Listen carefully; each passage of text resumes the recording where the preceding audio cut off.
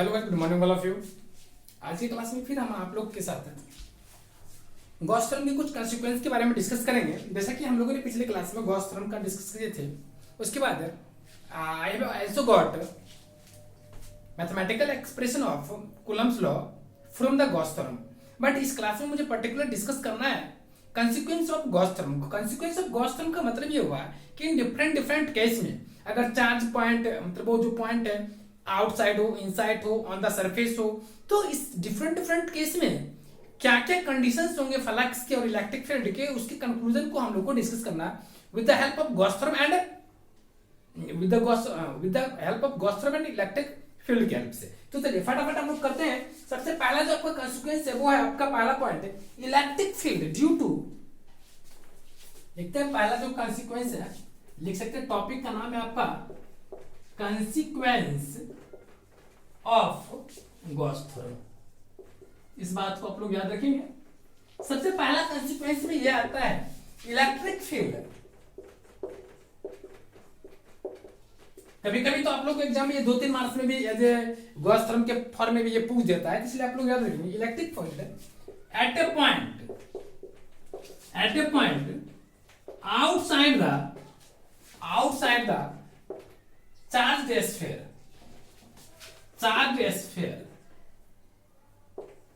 या charge sphere. मतलब ये हुआ कि अगर कोई स्फेरिकल चार्ज है, ठीक, या चार्ज ही चलेगा। मतलब अगर कोई, इसका मतलब ये हुआ कि अगर मान लीजिए कोई स्फेरिकल चार्ज है, ठीक, इस पे आपका पॉजिटिव चार्ज चारों तरफ है।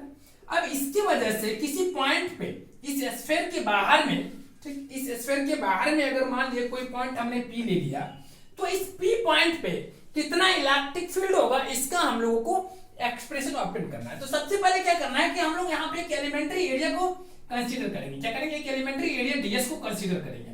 उसके बाद क्या करेंगे? We have to draw a concentric circle. Concentric circle का मतलब हुआ कि इसी ओ को, ये जो आपका ओ है, इस ओ को ऑरिजिन की तरह ट्रीट करते हुए you have to draw a concentric sphere, ठीक, such that O behaves as या treated as a centre of that sphere. तो अब इस केस में अगर आप ये पी जो है आउटसाइड ऑफ द, हमने यहाँ पे तो क्लियरली है कि यहाँ पे एन कैप जो होगा नॉर्मल और डीएस, ये दोनों यहाँ पे इलेक्ट्रिक फील्ड और एन कैप दोनों एक दूसरे के पैरेलल होगा। और यहाँ पे मान लीजिए ये जो आपका ये पॉइंट पी है, फ्रॉम दिस पॉइंट ओ से ये आपका डिस्टेंस आर पे सिचुएटेड है, जबकि ये जो आपका है, इसको डीडब्ल्यू मत लिखिए, ये जो आपका लाइन है, ये लाइन, ये करने का मतलब ये स्मॉलर सर्किल है, इसकी रेडियस आपका ए है, क्योंकि ये जो आपका सर्किल करे स्फीयर जो है इसका रेडियस आपका ए है। तो अब हम लोग करें क्या कि सबसे पहले मुझे फाइंड करना है कि कितना इलेक्ट्रिक फील्ड होगा due to charge sphere radius content A. तो जो ए रेडियस कंटेंट है इसके द्वारा एट ए पॉइंट पी पे कितना है इलेक्ट्रिक फील्ड होगा, इसका एक्सप्रेशन ऑब्टेन करना है। तो सबसे पहले आप इसको चाहे तो लिख सकते हैं इस चीज को जितना हमने। तो यहाँ पे हम लोगों ने क्या किया कि वेक्टर ई जो हो गया आपका, ये पैरेलल टू एन कैप है at each and every point पे होगा। मतलब ये जो एलिमेंट्री सरफेस हमने लिया इसकी ईच एंड एवरी पॉइंट पे ये दोनों एक दूसरे की क्या होगा, पैरेलल हो जाएगा। अगर ये पैरेलल हो जाएगा, सो थोड़ा सा ऊपर वाला हम लोग रब कर लेते, देखिएगा। सो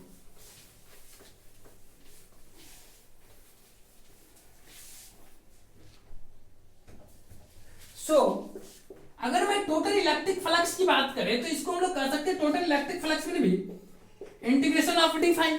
और ये इंटीग्रेशन ऑफ डी फाई जो हो गया, आप लिख सकते हैं vector E dot n cap dS, और यहाँ पे टोटल सरफेस इंटीग्रेशन हो जाएगा। और इस चीज को आप यहाँ पे ई को बाहर ले सकते हैं, क्योंकि क्या है आपका ये जो है यहाँ पे इसको लिख सकते हैं ई डीएस, ठीक, और यहाँ पे total surface area over the surface. फिर यहाँ पे ये आप बाहर ले सकते हैं इजीली, क्योंकि यहाँ पे ये अगर आप बाहर लेते हैं और ये डॉट है इसलिए हमने ऐसे लिख दिया। तो यहाँ पे हम लोगों ने क्या किया कि E बराबर 1/4πε² क्यूब आर स्क्वायर ऑब्टेन कर लिए। इसका मतलब ये हुआ कि अगर आपका कोई चार्ज, ठीक, इसके सरफेस कोई चार्ज स्फीयर की शेप में है और उसका टोटल चार्ज अगर +q है, और ये यहाँ से अगर आपका यहाँ से अगर ये अच्छा +q मानिए, अगर छोटा q माने तो इसको प्लस छोटा क्योंकि फॉर्म लीजिए, अगर यहाँ से यहाँ डिस्टेंस पे है तो ये आपका फॉर्मूला 1/4πε² आर स्क्वायर होता है। अब यहाँ पे सवाल ये आता है, जिसका मतलब ये हुआ कि यहाँ से तो ये डिस्टेंस स्मॉल ए भी है, लेकिन हमने यहाँ पे कंसीडर नहीं किया। इसका मतलब ये है कि टोटल का टोटल चार्ज जो होता है, जो स्फीयर के सरफेस पे होता है उसको हम सेंटर में एज ए ट्रीट कर सकते हैं, इसको सेंटर में इसको ट्रीट कर सकते हैं। तो ये हो गया आपका कॉन्सिक्वेंस ऑफ गॉस थ्योरम। इस केस में याद रख सकते हैं कि अगर कोई पॉइंट फ्रॉम द ऑरिजिन जो चार्ज स्फीयर से अगर आपका r डिस्टेंस पे तो उसका इक्वल टू होगा 1/4π/q/r²।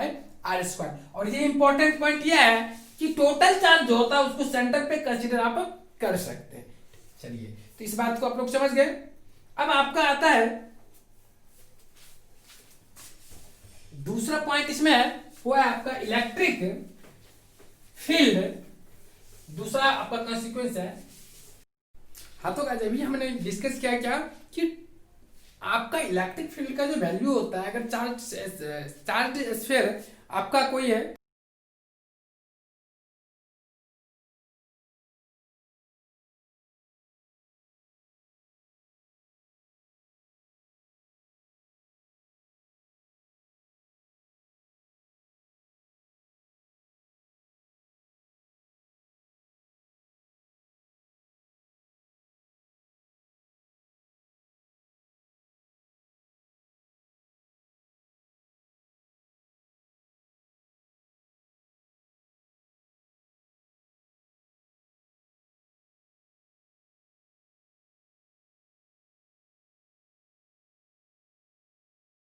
अगर कोई चार्ज स्फीयर है और उसका टोटल चार्ज आपका ए है, सॉरी क्यू है, प्लस क्यू है, अगर वहां से आपका आर डिस्टेंस पे कोई पॉइंट है तो उस चार्ज स्फीयर की वजह से आउटसाइड में जो पॉइंट है और वो आर डिस्टेंस पे अगर हो तो 1/4πε/q/r² जो होता है वो आपका उस चार्ज स्फीयर के वजह से टोटल इलेक्ट्रिक फील्ड होता है।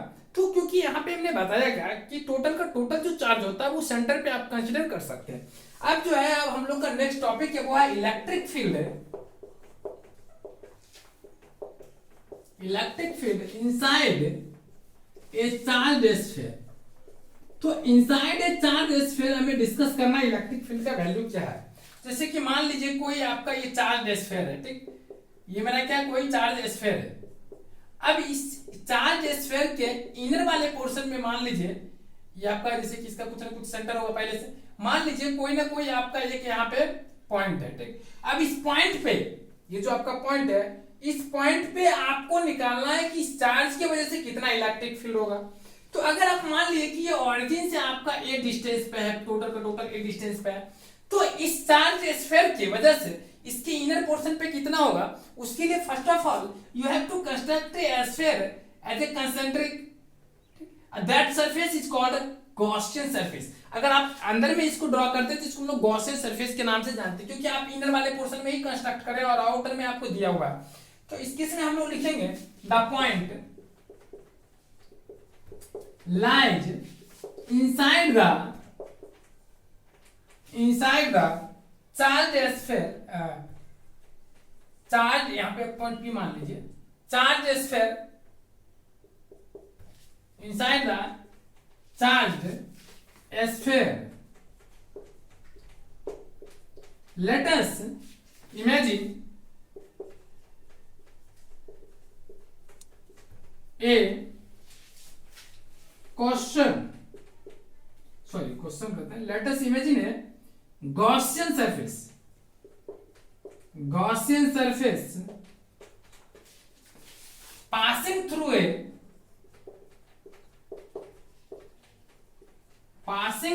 a point P। ये आपका पॉइंट P से पास कर रहा है कोई गॉसियन सरफेस, और उस केस में आपको इस चार्ज की वजह से आपको टोटल इलेक्ट्रिक, यहाँ पे आपको निकालना है क्या कि इलेक्ट्रिक फील्ड क्या होगा एट पी, ठीक, ये लिख लिया। अब यहाँ पे क्या है कि तो आप यहाँ पे कर सकते हैं कि टोटल इलेक्ट्रिक फ्लक्स जो होगा वो आपका इंटीग्रेशन ऑफ डी फाई होगा, जो कि आपका E इंटू डी एस के बराबर होता है। फाइनली आप इसको E इंटू 4πr² होता है, जैसा कि आप जानते हैं। But by Gauss theorem phi is equal to क्या होता है, E q into q, sorry phi is equal to क्या होता है 1/ε0 इंटू क्यू इनसाइड। टोटल का टोटल चार्ज कितना होगा अंदर में ये निकालना पड़ता है, फाई इज इक्वल टू होता है। But as you know that total charge inside the charge sphere will be 0। जैसा कि आप जानते हैं कि चार्ज जो होता है केवल आउटर सरफेस पे ही आपको पता चलती है, ये अंदर में नहीं होती है। अंदर में इसका इफेक्ट नहीं होता, तो जब इसके अंदर वाले सरफेस में नहीं होगी तो इसका मतलब ये जीरो हो जाएगा, इसको आपका वैल्यू क्या हो गया, जीरो हो गया। अगर आपका ये फाई बराबर जीरो हो गया तो यहाँ पे क्या कर सकते हैं, सो आपका फाई का वैल्यू क्या हो गया, जीरो हो गया। दैट इंप्लाइज दैट, यहां से कर सकते हैं फाई बराबर zero, that means e into 4 pi r square बराबर जीरो। आप लोग को नीचे दिख रही है, so you can write e into 4 pi r square बराबर जीरो।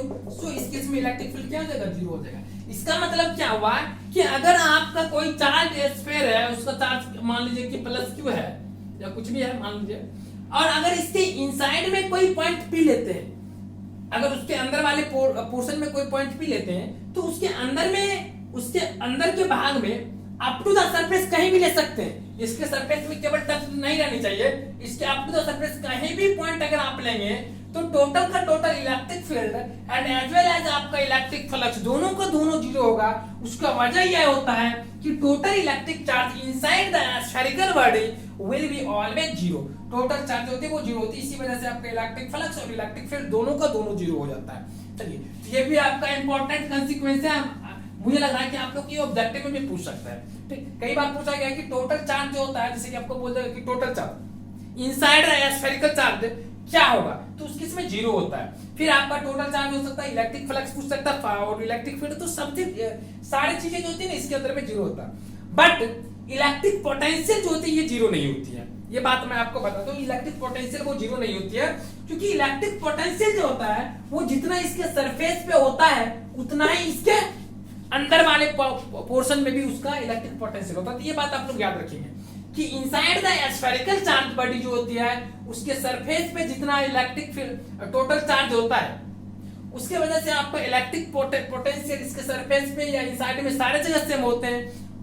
मतलब इसके सरफेस में अंदर में भी हो सकते हैं और बाहर में भी हो सकते हैं electric potential, but electric flux and electric field जो होते हैं वो इन वाले पोर्शन में नहीं होते, जीरो होते हैं। चलिए ये आप लोग समझ गए। अब हम लोग क्या करते हैं, नेक्स्ट टॉपिक लेते हैं, वो है surface of A charge conductor. Surface of A charge conductor, अगर कोई कंडक्टर है जो चार्ज है तो उसका सरफेस किस तरह से बिहेव करेगा वो चीज हम लोग को यहाँ पे लर्न करना है। देखिएगा, देखिए अगर मान लीजिए ये टॉपिक है आपका surface of A charge conductor. Surface of A charge conductor का मतलब क्या हुआ, जैसे मान लीजिए ये कोई आपका सरफेस है और ये कोई सरफेस है और इसके अंदर में एक छोटा सरफेस ले लेते हैं और इसका इलेक्ट्रिक फील्ड जानते हैं कि ये सरफेस आपका अगर एस है तो इसके अंदर वाले पोर्शन में, ठीक, अंदर वाले पोर्शन में जो आपका होगा कहीं भी आप ले लेंगे तो सब जगह इलेक्ट्रिक फील्ड क्या होगा, जीरो हो जाएगा, जैसा कि भी आपने आपको बताया था। अब देखिए तो यहाँ पे हम लोग को समझना क्या है कि अगर कोई कंडक्टर है, अब इसको अगर आप चार्ज करते हैं, इसको हम लोग प्लस चार्ज लिख लेते हैं, अगर आप इसको चार्ज करते हैं तो चार्ज करने के दरमियान क्या होता है कि due to free electrons, free electrons के वजह से क्या होता है, इलेक्ट्रॉन जो होता है वो मूव करना शुरू कर जाता है, और जैसे ही इलेक्ट्रॉन मूव करना शुरू करता है तो वहां पे क्या होता है, इलेक्ट्रिक फील्ड डेवलप कर जाता है। क्या करता है, इलेक्ट्रिक फील्ड डेवलप करता है। तो इस बात को चाहे तो लिख नहीं सकते, लिख लीजिए, सोचे ऐसे बोल देंगे, लिख लीजिए। If a conductor is charged due to free electrons in it, तो इसके अंदर में जो फ्री इलेक्ट्रॉन्स होते हैं उसके वजह से क्या होता है, they start moving under the action of electric field, क्योंकि वहां पे इलेक्ट्रिक फील्ड एग्जिस्ट करेगा तो वहां पे क्या होगा कि ये जो होता है आपका मूव करना शुरू, they start moving under the action of electric field.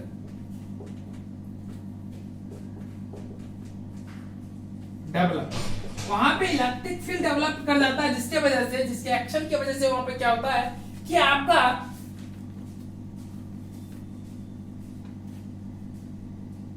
if a conductor is charged due to free electrons in it, they start moving under the action of electric field development। तो यहाँ पे electric field develop होने की वजह से क्या होता है कि वो जो चार्ज होते हैं वो मूव करना स्टार्ट कर जाते हैं। ठीक, फाइनली जब वो चार्ज स्टार्ट करते मूव करना तो फाइनली क्या होता है कि वो सबका सब यूनिफॉर्म मोशन से मूव करना शुरू करता है। ठीक, और वो यूनिफॉर्मली डिस्ट्रीब्यूशन हो जाता है, क्योंकि आपका जानते हैं कि यहाँ पे इलेक्ट्रिक फील्ड आपका यूनिफॉर्म है, तो वो यूनिफॉर्मली सारा वर्क करना शुरू कर देता है, और जितना भी इलेक्ट्रॉन होता है वो सारा का सारा टोटल जो नेट फोर्स फिल करता है।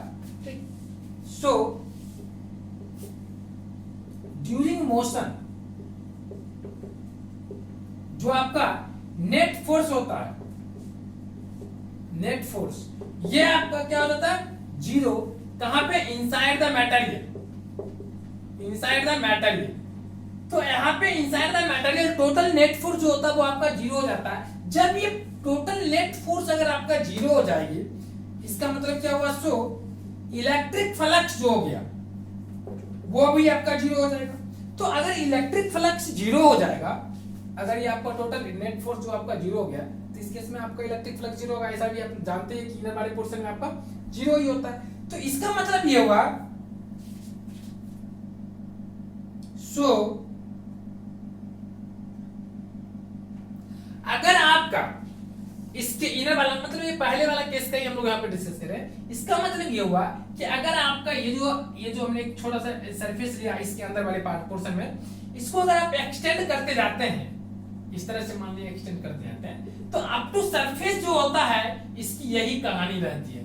मतलब इसका आपका टोटल नेट फोर्स जीरो हो जाएगा, प्लस में आपका ये आपका इलेक्ट्रिक फ्लक्स जीरो हो जाएगा। तो ये सारा आपका ये पॉइंट, छोटी सी बात है, इसमें ज्यादा कुछ लिखना नहीं है, बस यही तक लिख कर आप इसको छोड़ दीजिए, ज्यादा इसको डिटेल नहीं करना है, ज्यादा इसका कोई खास इंपॉर्टेंस है नहीं।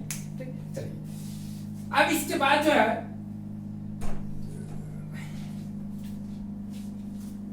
ये ऐसे हम लोग जो इसका डिस्कस करते हैं, इसको हम लोग बटरफ्लाई एक्सपेरिमेंट के नाम से भी जानते हैं। उसमें इन्होंने ये चीज देखे थे, फैराडे जो साइंटिस्ट हैं उन्होंने क्या किए थे, यही एक्सपेरिमेंट उन्होंने किए थे। तो उसमें उन्होंने क्या किए थे कि एक बहुत ही बड़ा एस्फेरिकल हाउस बना दिया। ठीक, और एस्फेरिकल हाउस बना करके, बहुत बड़ा एस्फेरिकल हाउस बना करके उसके अंदर में एक वो और बहुत बड़ा एस्फेरिकल बना दिया, हॉलो एस्फेरिकल हो गया, उसके अंदर में पूरा खाली था, केवल उसका सरफेस हॉलो था, सरफेस जो ढका हुआ था। उसके बाद क्या किया, वो एक गेट बना दिया और गेट के थ्रू वो अंदर प्रवेश कर गया। उसके अंदर में क्या किया, एक टेबल, काठ का टेबल था, लकड़ी का, सूखी लकड़ी का एक टेबल बना करके उस पर बैठ गए। और उन्होंने क्या किया कि अपने जो उसके स्टाफ थे उससे बोला गया कि तुम क्या करो, इसमें कनेक्ट दो, जो सरफेस है वो आपका चार्ज है, कंडक्टर है, तो उसको चार्ज दिया गया। तो वहां पे उन्होंने क्या किया कि उन्होंने महसूस किया कि यहाँ पे इसके अंदर वाले पोर्शन में इलेक्ट्रिक फील्ड, मतलब क्या वहां पे ना ही इलेक्ट्रिक फील्ड एग्जिस्ट करती है अंदर वाले पोर्शन में, ना ही वहां पे आपका कोई भी, जैसे क्या होता है कि करंट आपको पास करे तो उसकी इनर वाले पोर्शन में कोई खास इफेक्ट उस पर नहीं पड़ा था। तो उनको जब बोला गया था ना, तो वो खुद ये आपका फैराडे जो माइकल फैराडे थे, उन्होंने जब अपने स्टाफ को बोला तो स्टाफ नहीं करना चाहते थे, क्योंकि इसका वजह था कि उन्हें डर लगता कुछ हो जाएगी। बट ऐसा कुछ था नहीं, उन्होंने पहले ऑलरेडी एक्सपेरिमेंट किए हुए थे इसके बारे में, छोटा सा उसको ट्रीट करके। बट वो फर्दर क्या किया, उन्होंने एक्सटेंड करके उन्होंने उसका कंक्लूजन निकाला था। तो उस केस में वहां पे कुछ नहीं हुआ था। मुझे लग रहा है कि आप लोग समझ गए कि कुछ नहीं था, एस्फेरिकल हॉलो एस्फेरिकल हाउस हो गया मान लीजिए, और उसके अंदर में एक गेट बना करके उसके अंदर में टेबल लगा करके वो बैठ गए थे। वो ये फील करना चाहते कि करंट अंदर में भी जा पाते हैं कि नहीं, समझ गए। चलिए, तो मुझे लग रहा है आप लोग समझ गए। अब आपका आता है टोटल, इसके मिलाकर के इसके बाद आपका आता है इलेक्ट्रोस्टैटिक इंडक्शन। अब ये इलेक्ट्रोस्टैटिक इंडक्शन क्या होता है इसको समझते हैं। Electrostatic induction,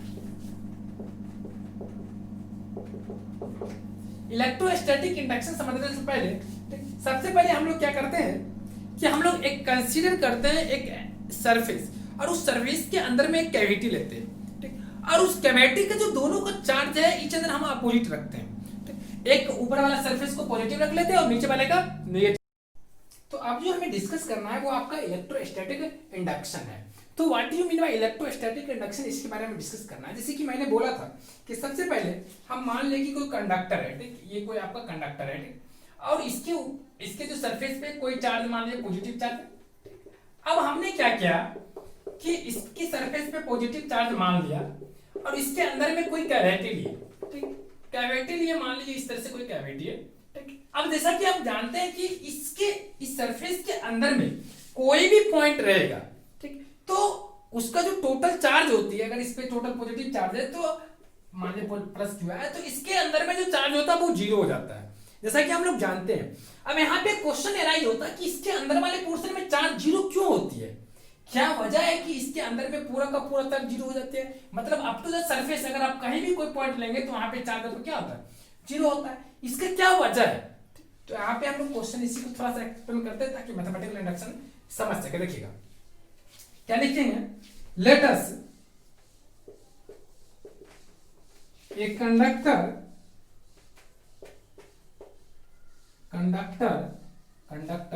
having a cavity with charge inside it, but मतलब यहाँ पे हुआ कि अगर let us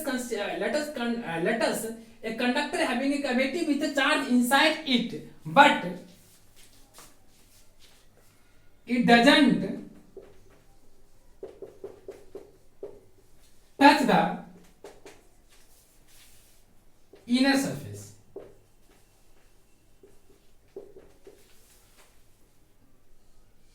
of the cavity। तो ये जो है it doesn't touch the inner surface of the cavity, इसका मतलब ये हुआ कि ये इनर सरफेस के कैविटी से ये टच नहीं करता। ये जो हमने कैविटी लिया इसके इनर सरफेस से ये टच नहीं करता है। अगर ये नहीं टच करता, it is clear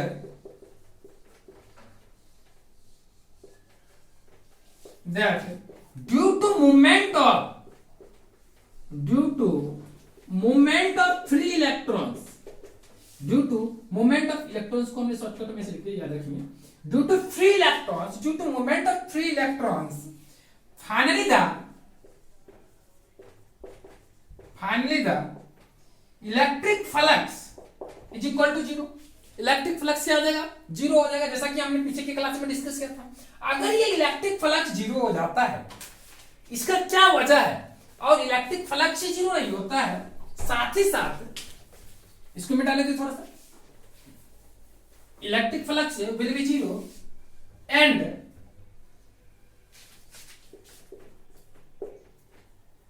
total charge inside also will be zero. तो टोटल का टोटल चार्ज भी होता है क्या, यह भी जीरो हो जाता है। अभी यह जो टोटल चार्ज जीरो होता है, यह क्यों होता है, तो that is totally charge appears on the surface, appears on the surface। अगर ये टोटल चार्ज सरफेस पे appears होता है, that is it is possible, इसका मतलब क्या हुआ, टोटल चार्ज जब अपर में ही कहने का मतलब ऊपर में ही appears होता है, इसका मतलब क्या वजह है कि इसके इनसाइड में टोटल का टोटल चार्ज जीरो हो जाता है इनसाइड। इसका वजह यह है कि ऊपर का जो पॉजिटिव है डेफिनेटली रूप से इसके इनर वाले पोर्शन में नेगेटिव चार्ज क्रिएट हो जाती होगी, और ये नेगेटिव चार्ज जो क्रिएट होती है और ऊपर वाले जो पॉजिटिव है, ये दोनों मिलकर के इसके इनर वाले सरफेस को क्या करता है, जीरो कर देता है। It is possible if and only negative charge developed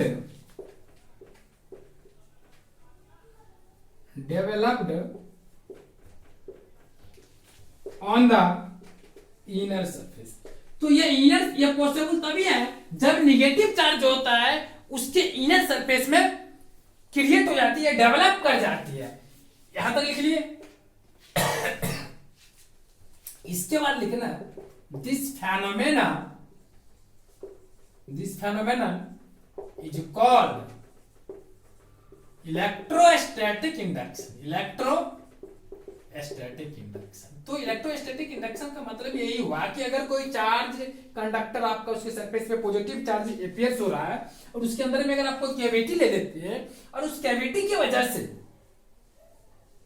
अब टोटल चार्ज आपका पॉजिटिव है, अब इसके इनर वाले पोर्शन में आप जैसा कि जानते हैं नेगेटिव चार्ज है, सॉरी नेगेटिव कहते हैं, इसके पूरे का पूरा चार्ज जो होता है इनसाइड में वो जीरो होता है। अब टोटल चार्ज जीरो होने का क्या वजह है, जबकि इसके सरफेस में भी पॉजिटिव चार्ज है, तो इसका वजह यही होगा डेफिनेटली रूप से अंदर में इसके क्या होगा, नेगेटिव चार्ज क्रिएट हो गया होगा, और इसलिए क्या हुआ कि इसके अंदर के टोटल चार्ज जो हुआ इस पॉजिटिव और नेगेटिव को ऐड करके टोटल का टोटल 0 हो गया। और ये जो नेगेटिव, ये development of negative charge in the body है, in the inside of the sphere, this phenomenon, this event is called electrostatic induction. तो मुझे लगता है कि आप लोग ये समझ लेंगे कि इलेक्ट्रोस्टैटिक इंडक्शन का मतलब क्या होता है।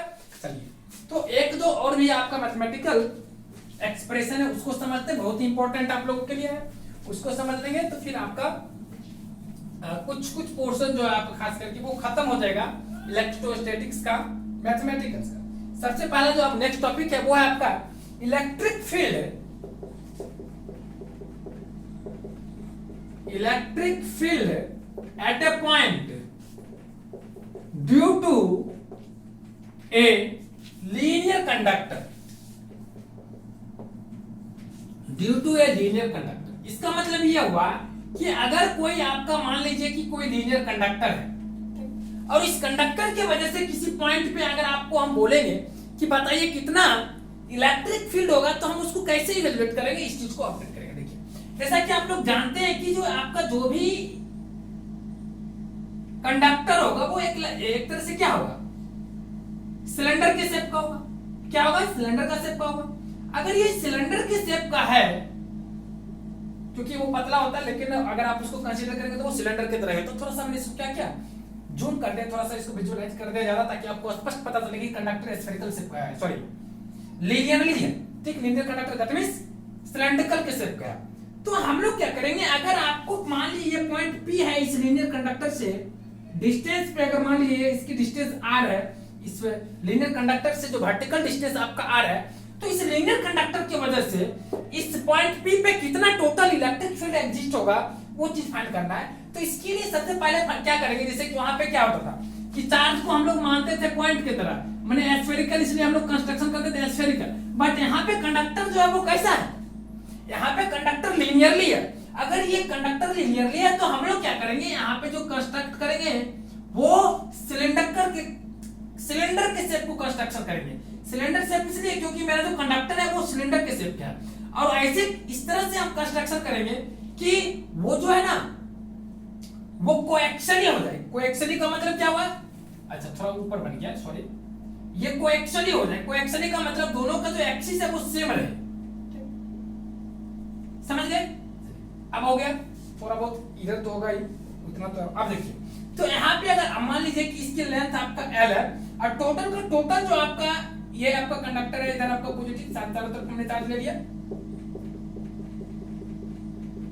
अब देखिए, अब यहाँ पे क्या है, इसका डिस्टेंस आ रही है। अब यहाँ पे हमें क्या करेंगे, थोड़ा सा एक स्फेरिकल अगर हम कंसीडर करें तो यहाँ पे क्या होगा, इलेक्ट्रिक फील्ड होगा इधर, और यहाँ पे आपका नॉर्मल होगा। बट यहाँ पे क्या होगा कि इलेक्ट्रिक फील्ड का डायरेक्शन अगर आप लेंगे तो इधर आ जाएगा, बट नॉर्मल का डायरेक्शन इधर आ जाएगा। तो इसमें जो है ना टोटल का, जैसे कि हमने यहाँ पे स्फीयर जब कंस्ट्रक्ट किए तो यहाँ पे क्या हुआ कि दो तरह के स्फीयर मुझे बना। एक आपका कर्व सरफेस हो गया, curve surface of cylinder, and एक जो हो गया आपका फ्लैट सरफेस, जिसको हम लोग फ्लैट बोल सकते हैं, प्लेन, ये सर्कुलर जो सरफेस है, एक डाउन एक अप, ये दोनों हो गया। तो एक आपका ये हो गया, एक ऊपर और नीचे दो फ्लैट सरफेस हो गया। तो दोनों की वजह से हम लोग को यहाँ पे इलेक्ट्रिक फील्ड निकालना पड़ेगा। तो सबसे पहले हम लोग यहाँ पे जो भी बात लिखे फिगर में किया उस चीज को हम लोग कंस्ट्रक्ट कर लेते हैं। देखिए, तो सबसे पहले हम लोग क्या करेंगे, देखिए एक मिनट,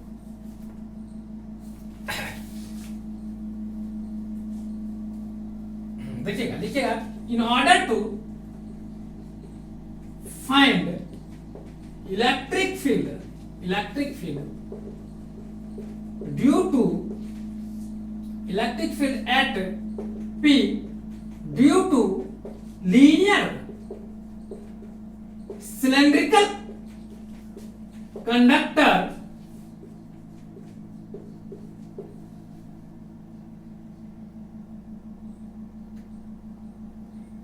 L, इसकी लेंथ L है तो हम इसी को लिख दिए L, ठीक है। Let us draw a cylinder passing it coaxially। हमने क्या किया, एक सिलेंडर को डायरेक्ट कंस्ट्रक्ट किया। Late us draw a cylinder passing P, passing through P लिखिएगा, पासिंग थ्रू पी इट कोएक्सियली, ठीक, पासिंग थ्रू पी कोएक्सियली, तो पी से पास करते हुए क्या है, कोएक्सियली पास कर रहा है। अगर ये कोएक्सियली पास करता है, ये जब आप कोएक्सियली पास कर रहा है मतलब ये एक्सिस ऑफ रोटेशन दोनों का सेम ही है। अगर यहाँ पे ये कोएक्सियली है तो इसका मतलब क्या हुआ, कोएक्सियली विथ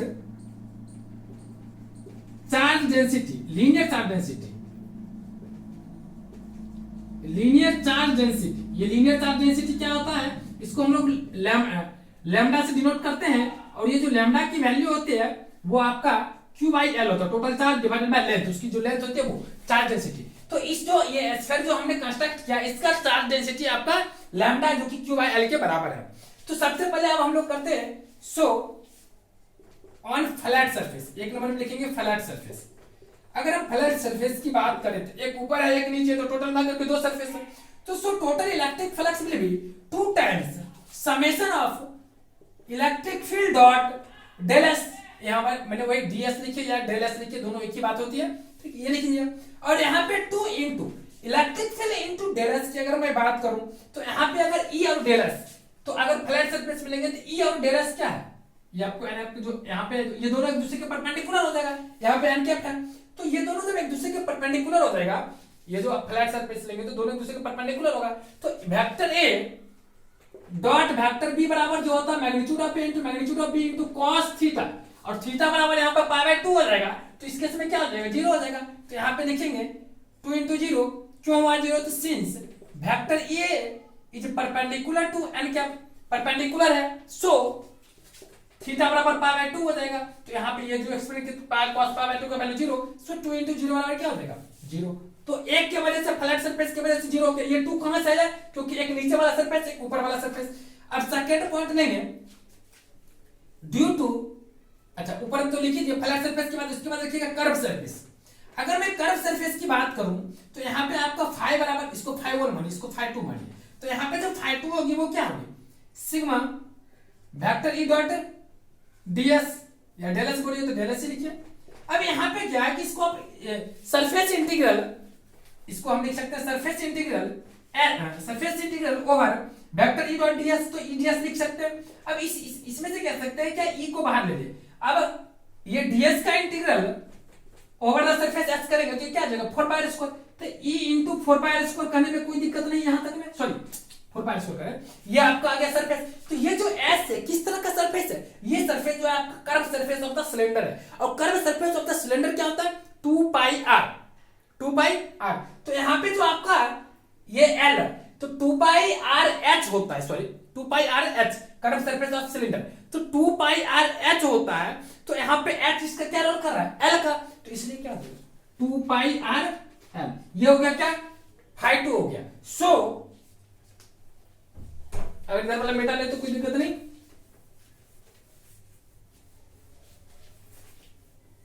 यहां तक आप लोग समझ गए। सो टोटल इलेक्ट्रिक फ्लक्स की अगर मैं बात करूं फाई बराबर, तो आप क्या कहेंगे फाई 1 प्लस फाई 2, क्योंकि उसमें जितने भी सरफेस है हर एक सरफेस के द्वारा टोटल, हर एक सरफेस के द्वारा जो इलेक्ट्रिक फ्लक्स क्रिएटेड रहेगा उसका समेशन होगा।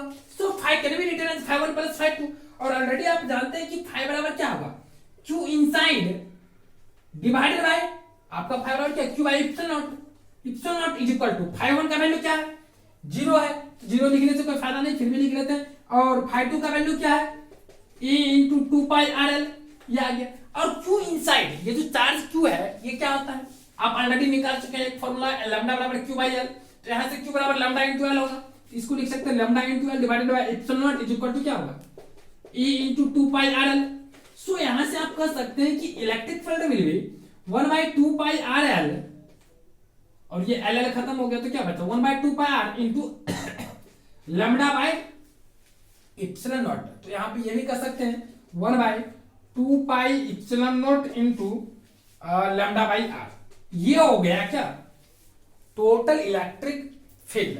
तो electric field due to a point, due to a linear conductor जो होगा, और वो पॉइंट जो आपका लीनियर कंडक्टर से r डिस्टेंस पे अगर सिचुएटेड है तो उसका जो होगा 1/2 पाई epsilon naught into lambda by r हो जाता है। इस बात को आप लोग याद रखिए, यहाँ पे लैम्डा बाई r।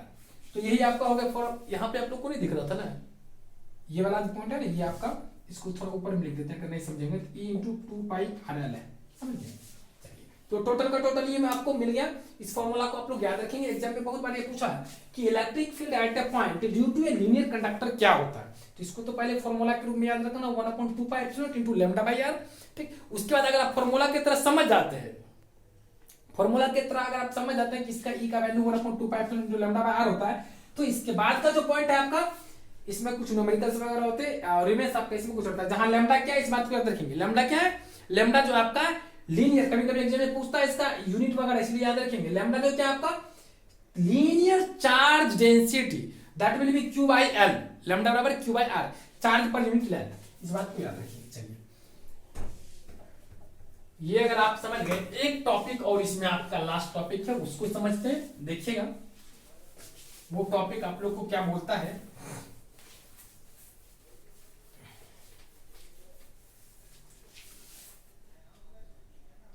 देखिए, तो इसके बाद का जो आपका टॉपिक है वो है electric field near A seat of conductor. Charge conductor बोलिए या कंडक्टर बोलिए, ठीक। यहां पे ये हुआ, सीट का मतलब हुआ कि अगर कोई प्लेन जैसा है तो उस केस में वो कितना आपका इलेक्ट्रिक फील्ड डेवलप करेगा या क्रिएट करेगा, उस चीज के बारे में हम लोग को। हाँ, तो आज अभी इसमें आपको डिस्कस करना है कि electric field near A seat of, sorry conductor लिखा गया, charge near A seat of charge, और इसके बगल में लिख देते हैं हम लोग नन कंडक्टर। ठीक, नन कंडक्टर के बारे में मतलब क्या, जो आपका सीट है उसके नियर में कोई नन कंडक्टर अगर हम लोग रख देंगे तो वहां पे जो आपका इलेक्ट्रिक फील्ड कितना क्रिएट होगा वो चीज डिस्कस करना। तो जैसे कि सबसे पहले हमें कोई एक सीट ले लेते हैं, ये मेरा सीट हो गया, और सीट में कोई जो आपका, इसमें जानते हैं कि ये सीट है तो इसके चारों तरफ क्या होगा, इसमें पूरा का पूरा प्लस चार्ज आपको रहेगा ही। अब क्या कि सीट के बीच में हमने एक होल ले लिया, अब इस होल के पास जो होगा कितना इलेक्ट्रिक फील्ड क्रिएट होगा, कैसे करेंगे। तो सबसे पहले हम क्या करेंगे, एक सिलेंड्रिकल गॉसियन सरफेस ड्रॉ करेंगे यहाँ पे, और ये सिलेंड्रिकल गॉसियन सरफेस अगर ड्रॉ करते हैं तो इसके एक सरफेस इधर आ जाएंगे, एक सरफेस इधर आ जाएंगे। उसके बाद यहाँ पे जो होगा, इतना करने के बाद आप जानते हैं कि अगर इस पॉइंट पे इसके कर्व सरफेस पे अगर मैं बात करूं तो यहाँ पे अनकैप इसके परपेंडिकुलर होगा, इलेक्ट्रिक फील्ड इस डायरेक्शन में होगा। इस सरफेस पे अगर बात करेंगे तो इलेक्ट्रिक फील्ड और अनकैप क्या होगा, एक दूसरे के पैरेलल हो जाएगा फ्लैट सरफेस पे। तो यहाँ पे क्या है, तो सबसे पहले लिखेंगे, इसमें कुछ ज्यादा नहीं करना है, सेम टू सेम बात आपका है जैसे हमने पिछले क्लास में किया। तो यहाँ पे लिखेंगे let us draw a Gaussian surface passing through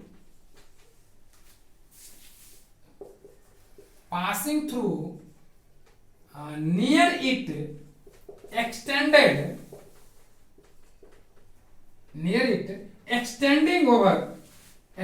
on both side having a small, let us draw a Gaussian surface passing through near it extending on both sides having a small elementary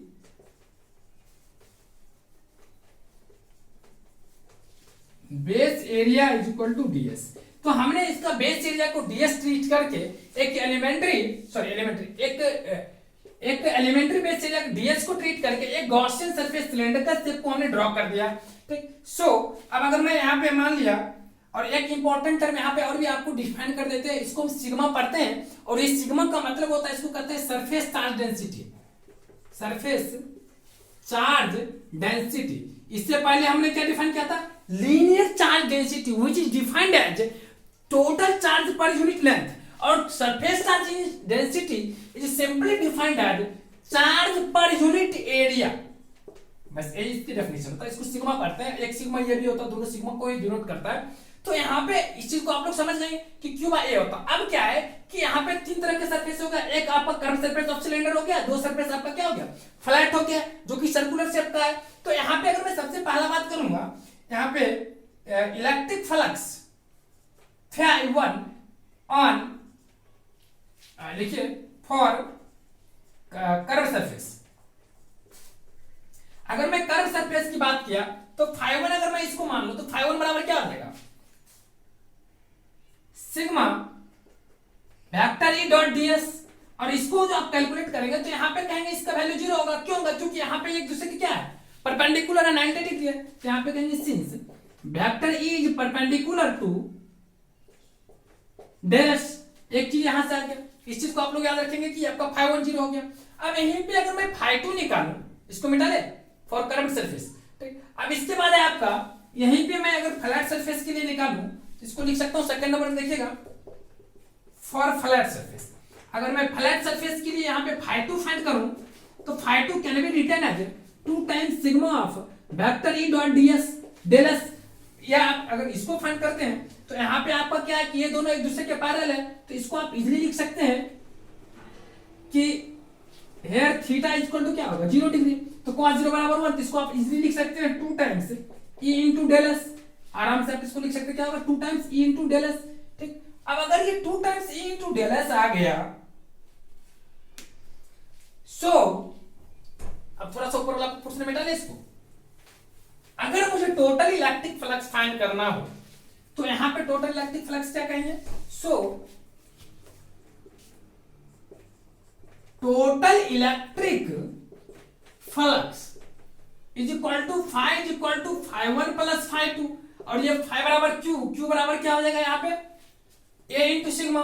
इसको कह सकते हैं a into sigma is equal to φ1 क्या हो जाएगा, इसको एक line और लिख लीजिए पहले एक ही बार। φ बराबर आप जानते हैं q by epsilon naught is equal to φ1, तो आपका क्या आ गया 0, φ2 आपका क्या आएगा 2 into sigma into del S. अब इसके बाद क्या है कि आप यहां से ये q का वैल्यू क्या पुट कर सकते हैं, सिग्मा इंटू ए। अभी तुरंत हमने फाइंड किया था सिग्मा इंटू q बराबर सिग्मा इंटू ए। अब sigma into A divided by epsilon naught is equal to क्या होगा 2 times electric field into del S. So यहां से अगर इलेक्ट्रिक फील्ड बराबर निकालेंगे E बराबर, तो क्या कहेंगे, सो E बराबर अगर आप यहां से फाइंड करेंगे तो यहाँ पे 2 into E into del S आ गया। तो यहां पर से अगर आप E बराबर फाइंड करेंगे तो आपको क्या आ जाएगा 1 अपॉन, सो E बराबर आ गया सिग्मा अपॉन ए, आपका खत्म हो जाएगा डेल एस और ए आपका क्या दोनों का आपका एरिया आती है, दोनों तो खत्म हो जाएगा। तो यहाँ पे सिग्मा अपॉन E बराबर सिग्मा अपॉन ये कुछ भी नहीं है 2 इंटू इप्सिलॉन नॉट जाएगा, क्योंकि यहाँ पे ये दोनों डेल एस और ए खत्म हो जाएगा, क्योंकि ये जो है आपका हेयर, यहाँ पे याद रखेंगे हेयर ये बराबर डेल एस, क्योंकि दोनों एरिया सेम ही ना। तो यहाँ पर ए और डेल एस भी वहां पर एरिया है, यहाँ पर ए भी एरिया, दोनों ए खत्म हो गया। तो यहाँ पर E बराबर क्या हो सिग्मा बाय 2 इंटू इप्सिलॉन। तो यहाँ पे इलेक्ट्रिक फील्ड कितना कितना आ गया sigma bye 2 times epsilon naught. तो इस चीज को भी आप लोग याद रखेंगे कि किस तरह से हम लोगों ने electric field due to a linear state of charge non conductor, मतलब अगर कोई कंडक्टर है चार्ज शीट के जैसा, एक प्लेन के जैसा, और उसके बीच में अगर कोई नॉन कंडक्टर रख देंगे तो उसके आसपास में जो आपका इलेक्ट्रिक फील्ड क्रिएट होगा उसका कितना वैल्यू होगा उसको प्रूव करने का E बराबर sigma by divided by sigma upon 2 by epsilon naught, ये आपका फॉर्मूला हो गया। चलिए अगर आप इसको समझ गए तो आपका नेक्स्ट टॉपिक आता है एक टर्म है छोटा सा, डाइलेक्ट्रिक स्ट्रेंथ। कई बार एग्जाम में डायरेक्ट पूछ जाता है कि what you mean by dielectric strength. Dielectric strength क्या होता है, इस चीज को समझते हैं। देखिए होता क्या है कि कोई भी पर्टिकुलर जो होता है कोई भी मटेरियल ले लीजिए, तो उस मटेरियल में आप इलेक्ट्रिक करंट फॉलो करते हैं ना, तो वो एक अप टू एक मिनिमम लेवल तक ही वो नॉन कंडक्टर के ट्रीट करता है। अगर उसकी इलेक्ट्रिक फील्ड की वैल्यू कंटिन्यूअसली रूप से बढ़ाते हैं तो एक ऐसा पॉइंट आता है जिसके बाद वो कंडक्टर की तरह बिहेव करना शुरू कर देता है। तो वो जो पॉइंट होता है, मतलब कब तक वो नॉन कंडक्टर की तरह ट्रीट होता है, जब तक वो ट्रीट होता है वही जो आपका पॉइंट होता है वो आपका डाइलेक्ट्रिक स्ट्रेंथ को रिप्रेजेंट करता है। तो हम लोग इसको डिफाइन करते हैं डाइलेक्ट्रिक स्ट्रेंथ। एग्जाम में आप लोग को पूछ सकता है what you mean by dielectric strength.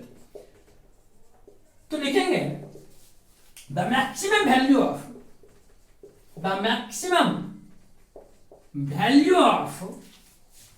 Electric field up to which material behaves as non-conductor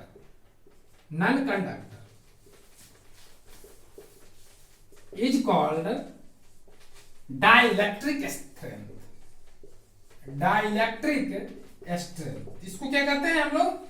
dielectric strength of that conductor. उस कंडक्टर या जो भी मटेरियल है, उस मटेरियल का वो क्या कहलाता है? डाइलेक्ट्रिक स्ट्रेंथ कहलाता है। ठीक, तो कोई भी आपका कंडक्टर होता है, वो डाइलेक्ट्रिक स्ट्रेंथ का मतलब ही होता है वो वैल्यू ऑफ इलेक्ट्रिक फील्ड। और कब तक? जब तक कि वो कंडक्टर की तरह ट्रीट नहीं हो जाए। अब जैसे कि मैं आपको बता दूं, फॉर एयर इस डाइलेक्ट्रिक स्ट्रेंथ जो है, डाइलेक्ट्रिक स्ट्रेंथ, इसका जो वैल्यू है आपका, वो 3 इंटू 10⁻6 वोल्ट पर मीटर होता है। इतना आपका आ जाता है क्या? एयर की। मतलब ये हुआ कि अगर एयर का इलेक्ट्रिक स्ट्रेंथ इससे ज्यादा कर दिया जाए तो वो आपको कंडक्टर की तरह बिहेव करना शुरू कर जाएगा। ठीक, समटाइम्स आपको मैं बता दूं, खास करके ये प्रॉब्लम आपको कई जगह पे होता है। खास करके कभी कभी एयर भी ऐसा केस आ जाता है कि जिस केस में आपको एयर, जैसे मैं आपको बिजली से रिलेटेड घटना मैं बताता हूँ, खास करके ये अभी के समय में ज्यादा होती है झारखंड में, या उस एरिया में जहां पे होती है जहां पे डायरेक्ट इलेक्ट्रिक फील्ड का वैल्यू ज्यादा हो जाता है। तो उस केस में वहां पे क्या होता है कि वो एयर भी होता है ना, ओवरऑल करने लगता है आपका कंडक्टर का। एक नॉर्मल कंडक्टर होता है, उतना हाई कैपेसिटी का नहीं होता। अगर ज्यादा हो जाएगा तो फिर तो दिक्कत ही हो जाएगी ना। तो कभी कभी हो जाती है। आप खास करके ये आपको झारखंड के इलाका में ये सब के प्रॉब्लम क्रिएट हो रही है अभी भी। बराबर वहां पे देखेंगे वायर वगैरह गिरते रहता है, शॉर्ट वगैरह लगते रहता है। तो उसका वजह यही होता है कि जब अगर आपका वहां पे ये इलेक्ट्रिक फील्ड का वैल्यू ज्यादा बढ़ जाती है ना, तो उस केस में आपको ये प्रॉब्लम होता है। या उस इलाका में ज्यादा होती है जहाँ पे आपको साइंटिस्ट वगैरह रहते हैं ना, तो वहाँ पे खास करके उस तरह के एनवायरनमेंट बनाया जाता है कि वहाँ पे इलेक्ट्रिक फील्ड को ज्यादा बना करके रखना है उस पर्टिकुलर रीजन में। तो ये सारा चीज हो गया। ये बहुत इंपॉर्टेंट आप लोग के एरिया में पूछ सकता है। तो डाइलेक्ट्रिक स्ट्रेंथ एक तरह का ये क्या हो गया? ये इलेक्ट्रिक फील्ड का ही वैल्यू है। ठीक, बस फर्क ये है ना कि इसमें हम लोग क्या करते हैं, ये मैक्सिमम वैल्यू इलेक्ट्रिक फील्ड का, जहां तक वो नॉन कंडक्टर की तरह बिहेव करता है। समझिए?